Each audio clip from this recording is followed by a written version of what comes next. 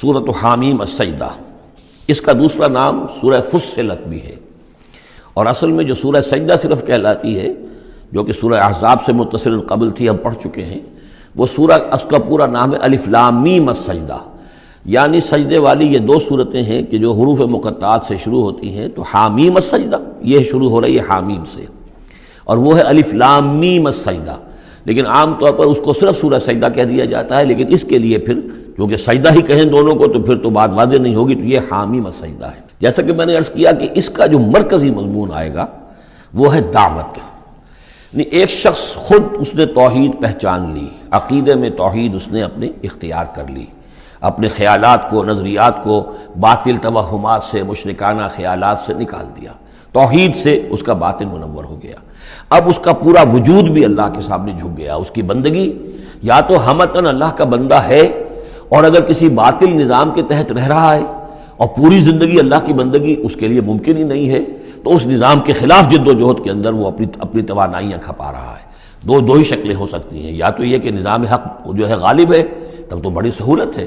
آپ آسانی کے ساتھ اس نظام کے تحت رہتے ہوئے آپ کا پورا وجود، آپ کا پورا زندگی کا پورا نقشہ جو ہے انفرادی اور اجتماعی پورا کا پورا اللہ کے دین کے نیچے آ گیا۔ خلافت راشدہ میں کیا شکل تھی؟ یہی تو تھی۔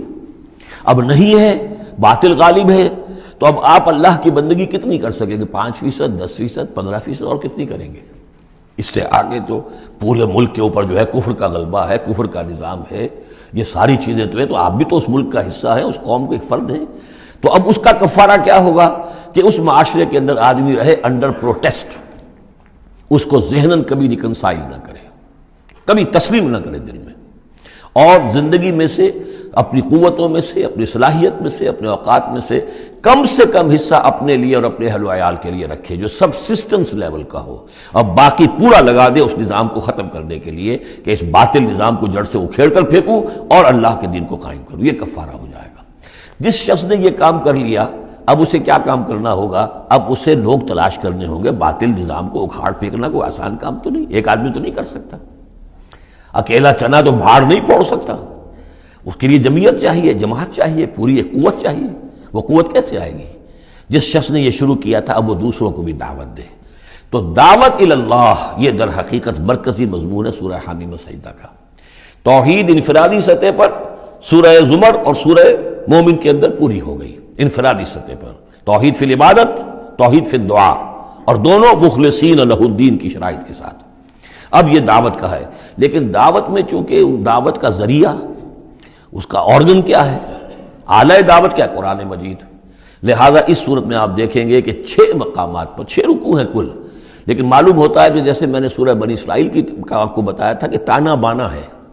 اس میں 16 جگہ پر قرآن مجید کا ذکر ہے۔ ایک دوسری صورت جو ہے وہ سورہ فرقان ہے، وہ بھی قرآن مجید کا ذکر اس میں بہت کثرت سے ہے۔ ایک یہ تیسری صورت ہے، اس میں قرآن کی عظمت مختلف پہلوؤں سے اللہ تعالیٰ نے بیان کی ہے، اس لیے کہ دعوت اسلامی کا اعلیٰ میڈیم جو ہے وہ یہ قرآن ہے۔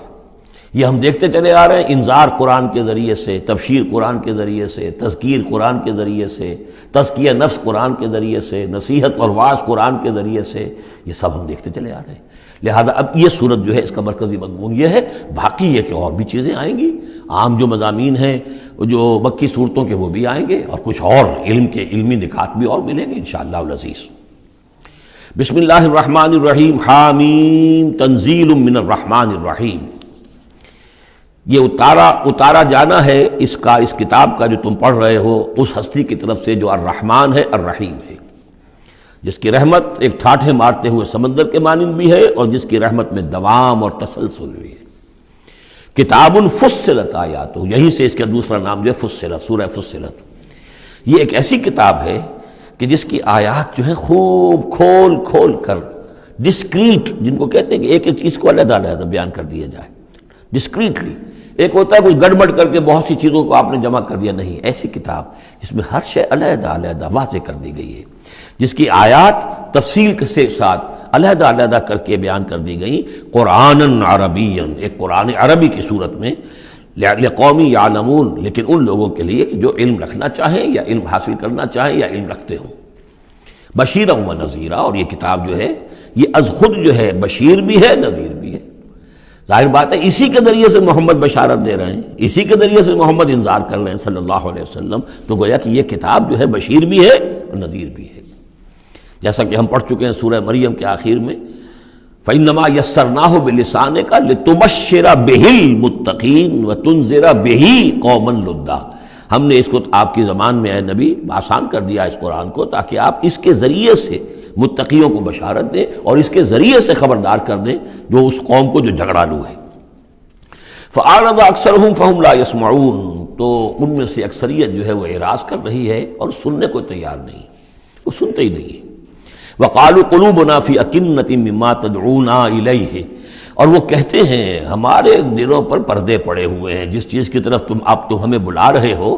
ہم تک وہ بات پہنچتی نہیں، ہمارے ہاں وہ خانے ہی نہیں ہے جس میں آپ کی وہ دعوت اتر سکے۔